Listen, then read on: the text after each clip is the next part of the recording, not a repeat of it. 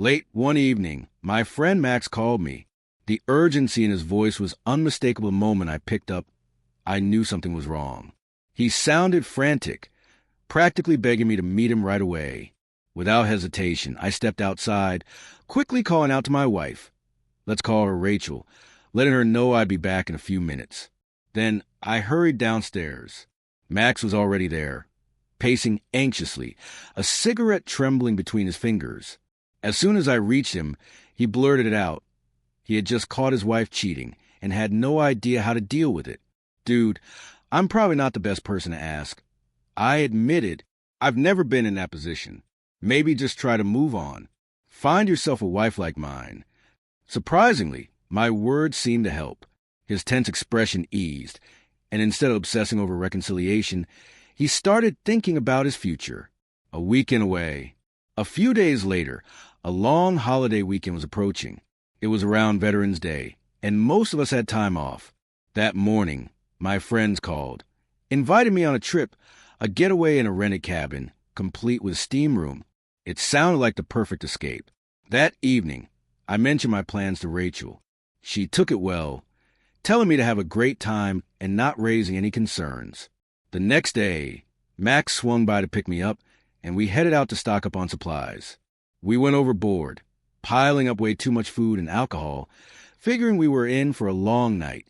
By morning, all 5 of us were packed into the car, driving to the cabin. We had all been friends since childhood, so the conversation flowed effortlessly, making the trip feel short. As the sun dipped below the horizon, our blood alcohol levels steadily climbed. Everyone planned to stay the night. The cabin had enough spare rooms, and no one seemed eager to rush home, which honestly surprised me, considering they were all married. Yet, none of them appeared in a hurry to get back to their wives. Meanwhile, I found myself missing Rachel more than I expected. Maybe I was just bored or lonely. But eventually, I pulled out my phone and tried calling her. No answer. A small wave of anxiety crept in, but I pushed it aside. Maybe she was just upset that I had left for the weekend. We had been trying to have a baby for 4 years without success, and I knew how much it weighed on her. I dialed again. Still no answer. Deciding not to drink too much, just in case, I sat back, waiting. We had never considered IVF or any medical intervention. We wanted it to happen naturally. Finally, on the next call, Rachel picked up. She told me she had been cooking and hadn't heard the phone. That made sense. She always greeted me with a home-cooked meal. When I came back from a trip, she sounded cheerful, even excited, asking when I'd be home. I told her around midnight. Perfect, she said. Feeling reassured, I hung up and wandered into the steam room, where my buddies were deep in a heated discussion, a test of loyalty. I shut the door behind me, settling onto a bench, and listened in. They were talking about ways to test their wives' loyalty. I smirked. I've never done anything like that. I told them I trust Rachel completely. They burst into laughter, shaking their heads as if I were naive. Women can't be given too much freedom, one of them said.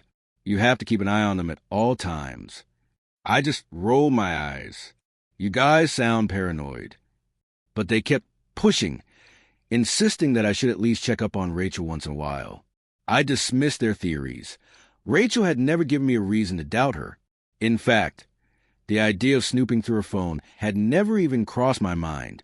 That conversation killed the mood for me. I decided to head home early. My friends tried convincing me to stay, but I had already told Rachel I'd be back, and I wasn't about to break my word. They grumbled, but eventually gave me a decent send-off. As I sat in the cab on the way home, I couldn't shake the feeling that something was off.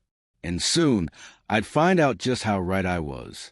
Their words kept echoing in my mind, no matter how hard I tried to dismiss them. Had they really planted seeds of doubt, or was I just overthinking? It disturbed me how much turmoil they had in their marriages. Was that what they truly believed all relationships were destined for? When I finally got home, Rachel greeted me with pure excitement. She practically leaped into my arms, beaming with joy. At that moment, I told myself there was no way she was unfaithful. It just wasn't possible. The happiness on her face felt too real to be an act. We ended up in the bedroom immediately, and after an intense night together, she drifted off to sleep on my shoulder. I lay there, wide awake, wrestling with my thoughts. Should I check her phone? Or was I letting paranoia get the best of me? After what felt like an eternity of debating, I gave in. Just a quick look. She'd never even know. Carefully, I reached for her phone on the nightstand and started scrolling. That's when I noticed an unfamiliar app, one I had never seen before. A cold chill ran through me. My heart pounded and my palms turned clammy. I tapped on it, and what I saw made me feel sick.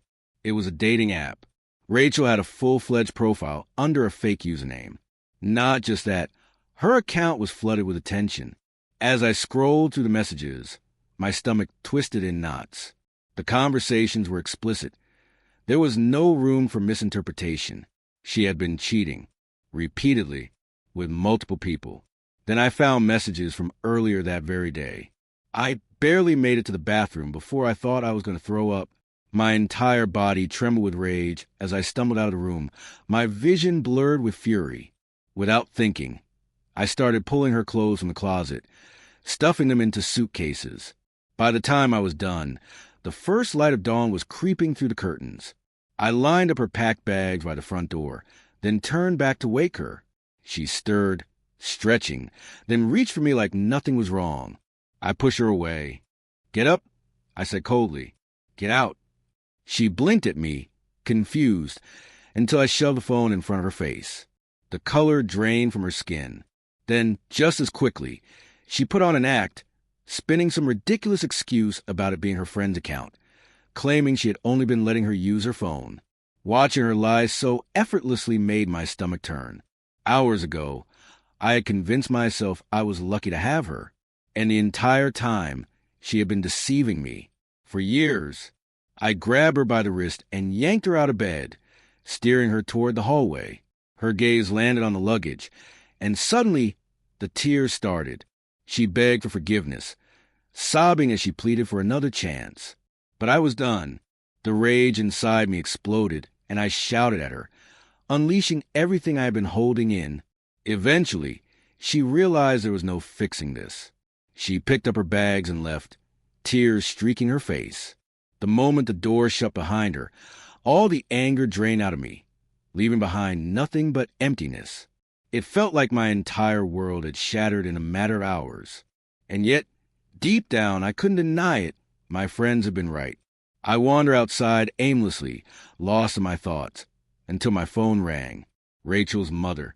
She was screaming, cursing me out like I was a villain in all this. I didn't even bother responding. I just hung up. Not my problem anymore. Moving on or trying to. The weeks that followed were rough. Work kept me occupied, and my friends were surprisingly supportive. I had expected them to mock me for being so blind, but instead, they had my back. They even tried setting me up with women they knew through their wives. I wasn't interested. I dodged their matchmaking attempts as much as possible. Then, out of nowhere, Rachel called. She was pregnant. I laughed, thinking it was some desperate attempt to reel me back in, but she swore the baby was mine. For years, I had dreamed of hearing those words from her, just not like this. I had no idea how to respond. We barely spoke throughout her pregnancy. I kept my distance, uncertain what to believe. Then, about 8 months later, I finally reached out. I told her that if the baby was really mine, I'd step up. Her response caught me off guard. "Don't bother," she said. "I already found a real father." I didn't even know what to say. All I could manage was, "Thanks for being honest." That was the last conversation we ever had. A fresh start. Months later, my friends and I decided to hit up a restaurant to celebrate New Year's. The place was packed, music blaring, people dancing, drinks flowing. It had everything. At some point during the night, a group of dancers dressed as Santa's helpers took the stage. They immediately caught my attention. After their performance, I made my way over, striking up a conversation. They were bubbly and full of energy, hesitant at first, but eventually I convinced them to join our table. My friends found the whole thing hilarious, and soon we were all drinking and laughing together. By the end of the night, things had blurred into a haze. The next morning, I woke up feeling groggy, only to realize I wasn't alone. Curled up beside me were the same two Santa's helpers from the night before. I smirked, shut my eyes again, and thought to myself, well, maybe life isn't so bad after all.